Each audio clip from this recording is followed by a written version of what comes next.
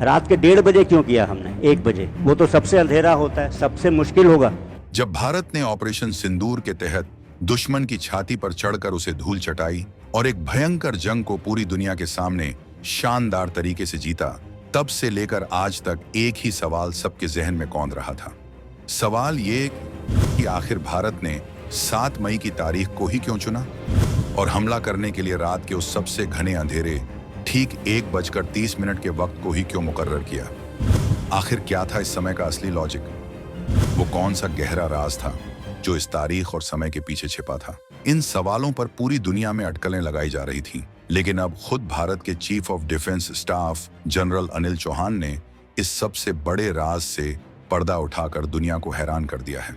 और दोस्तों, जब यह राज बाहर आया तो पाकिस्तान छोड़िए, चीन ने भी अपना सिर पीट लिया है, क्योंकि ये सिर्फ एक हमले का समय नहीं था, बल्कि भविष्य के युद्धों का एक ऐलान था।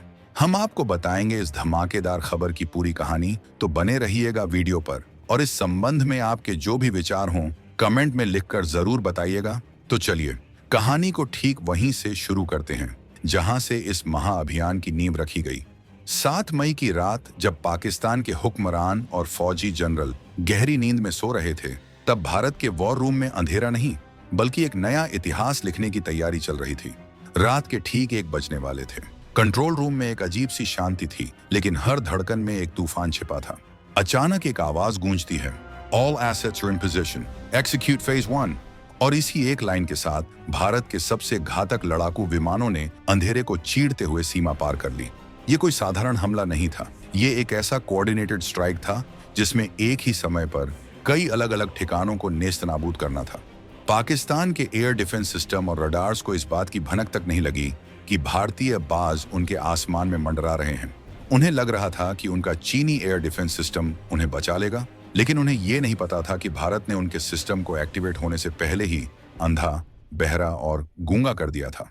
एक के बाद एक बहावलपुर और मुरीदके में बैठे शैतानों के ठिकाने आग के गोलों में बदलने लगे। धमाके इतने जबरदस्त थे कि कई किलोमीटर दूर तक उनकी गूंज सुनाई दे रही थी। पाकिस्तान की फौज जब तक कुछ समझ पाती, तब तक भारत अपना काम करके वापस अपनी सीमा में लौट चुका था। इस पूरे ऑपरेशन में भारतीय वायुसेना ने जिस सटीकता और तेजी का प्रदर्शन किया, वो किसी हॉलीवुड एक्शन फिल्म जैसा था। लेकिन ये हकीकत थी, एक ऐसी हकीकत जिसने पाकिस्तान को ये एहसास दिला दिया था कि अब भारत के साथ छेड़छाड़ करने का मतलब है अपनी बर्बादी को सीधा निमंत्रण देना।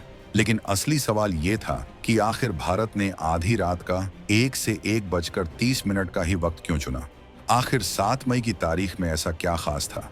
ये वो सवाल थे जिनका जवाब जब सामने आया तो दुनिया के बड़े बड़े मिलिट्री एक्सपर्ट्स भी हैरान रह गए। इस ऑपरेशन के कुछ हफ्तों बाद जब देश के chief of defence staff CDS general Anil Chauhan ने इस राज से पर्दा उठाया, तो दुनिया ने भारत की सैन्य रणनीति और सोच को सलाम किया। उन्होंने बताया कि यह हमला सिर्फ गुस्से में लिया गया फैसला नहीं था, बल्कि इसके पीछे एक गहरी और सोची समझी रणनीति थी। जनरल चौहान ने खुलासा किया कि रात 1:30 का समय चुनने की 2 सबसे बड़ी वजहें थीं। पहली वजह थी अपनी ताकत पर अटूट विश्वास। रात का 1:30 बजे वो समय होता है जब अंधेरा सबसे घना होता है। इस समय किसी भी सैटेलाइट के लिए साफ तस्वीरें लेना लगभग नामुमकिन होता है। दुश्मन यही सोचता है कि इस समय हमला नहीं हो सकता, क्योंकि हमलावर खुद भी ठीक से देख नहीं पाएगा और कोई सबूत भी नहीं जुटा पाएगा। लेकिन भारत ने इसी समय को चुना, क्योंकि हम ये दिखाना चाहते थे कि हमारी नाइट ऑप्टिकल और थर्मल इमेजिंग तकनीक इतनी एडवांस है कि हम रात के सबसे काले अंधेरे में भी अपने टारगेट को ऐसे देख सकते हैं जैसे दिन के उजाले में देख रहे हो। ये पाकिस्तान के लिए एक सीधा संदेश था कि तुम चाहे कितने भी अंधेरे में छिप जाओ, भारत की नजरें तुम्हें ढूंढ ही लेंगी। ये अमेरिका और चीन जैसी ताकतों को भी एक इशारा था कि भारत अब टेक्नोलॉजी के मामले में किसी से पीछे नहीं है। लेकिन जो दूसरी वजह थी, उसने पूरी दुनिया के सामने भारत के चरित्र और उसकी सोच को एक अलग ही स्तर पर पहुंचा दिया। वो वजह थी आम नागरिकों की सुरक्षा। CDS ने बताया कि हमला करने के लिए सबसे आसान और सबसे असरदार समय सुबह 5:30 से 6 बजे के बीच होता है। उस समय दुश्मन आधा सो रहा होता है और डिफेंस सिस्टम भी पूरी तरह एक्टिव नहीं होते। लेकिन भारत ने इस समय को जानबूझकर नजरअंदाज किया। क्यों? क्योंकि वो सुबह की पहली नमाज का वक्त होता है। बहावलपुर और मुरीद के जैसे इलाकों में उस समय आम नागरिक, बच्चे, बूढ़े और औरतें अपने घरों से बाहर निकलने लगते हैं। अगर भारत उस समय हमला करता तो बेशक तबाही और बड़ी होती, लेकिन उसमें कई बेगुनाह जानें भी जा सकती थीं। भारत ने दुनिया को यह संदेश दिया कि हमारी लड़ाई शैतानों से है, आम इंसानों से नहीं। हमने जानबूझकर वो मुश्किल वक्त चुना जब सड़कों पर कोई आम नागरिक न हो, ताकि एक भी बेगुनाह को खरोंच तक न आए। ये सिर्फ एक मिलिट्री ऑपरेशन नहीं था, ये नैतिक जीत भी थी। लेकिन कहानी अभी खत्म नहीं हुई है। अब बात करते हैं 7 मई की तारीख की। ये तारीख भी यूं ही नहीं चुन ली गई थी। 22 अप्रैल के हमले के बाद भारत की खुफिया एजेंसियां, मौसम विभाग और स्पेस एजेंसी सब एक साथ काम पर लग गए थे। अगले 15 दिनों के मौसम का पूरा विश्लेषण किया गया। हवा की गति, बादलों की स्थिति, बारिश की संभावना, हर छोटी बड़ी चीज का हिसाब लगाया गया। 7 मई की रात को आसमान बिल्कुल साफ रहने का अनुमान था, जो हमारे पायलट्स के लिए एकदम परफेक्ट था। इसके अलावा 23 अप्रैल से लेकर 6 मई तक पाकिस्तान और उसके आसपास के एयर ट्रैफिक पर लगातार नजर रखी जा रही थी, ताकि ऑपरेशन के समय कोई कमर्शियल फ्लाइट खतरे में न पड़ जाए। ये प्लानिंग दिखाती है कि ये ऑपरेशन कितना बड़ा और कितना विस्तृत था।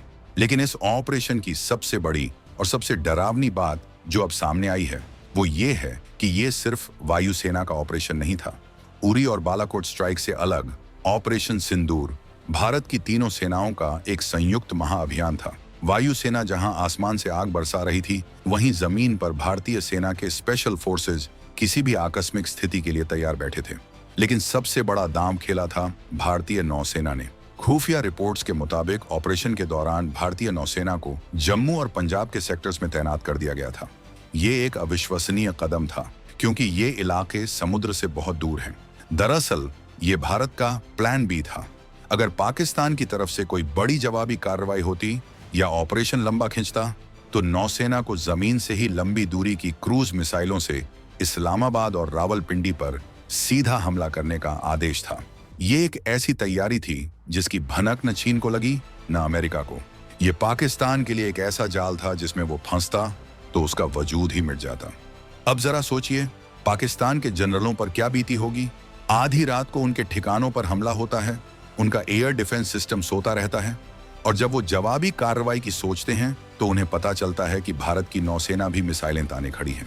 पाकिस्तान ने बौखलाहट में 300 से ज्यादा ड्रोन और मिसाइलें भारत की तरफ दागी, लेकिन वो भूल गए थे कि भारत के पास S-400 जैसा अभेद्य कवच है। भारत के multi layered air defence system ने एक एक करके इन सभी मिसाइलों और ड्रोनों को हवा में ही राख के ढेर में बदल दिया। एक भी ड्रोन या मिसाइल भारतीय सीमा में दाखिल नहीं हो सका। ये पाकिस्तान की तकनीकी और रणनीतिक हार थी। उसकी पूरी सैन्य ताकत भारत के डिफेंस सिस्टम के सामने खिलौना साबित हुई। 4 दिनों तक ये तनाव चलता रहा। भारत पूरी तरह से युद्ध के लिए तैयार था, लेकिन पाकिस्तान की हिम्मत जवाब दे चुकी थी। अंत में पाकिस्तान के डीजीएमओ ने हॉटलाइन पर भारतीय डीजीएमओ से संपर्क किया और सीज फायर यानी युद्ध विराम की गुहार लगाई।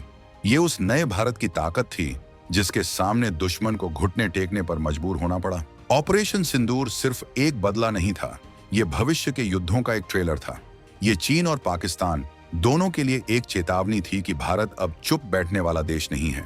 ये एक ऐलान था कि अगर भारत की तरफ कोई आंख उठाकर देखेगा तो भारत उसकी आंखें फोड़ना ही नहीं, बल्कि उसे जड़ से उखाड़ फेंकना भी जानता है। ये उस रात की कहानी थी जब अंधेरे ने नहीं, बल्कि भारत के शौर्य ने दुश्मन को हराया था।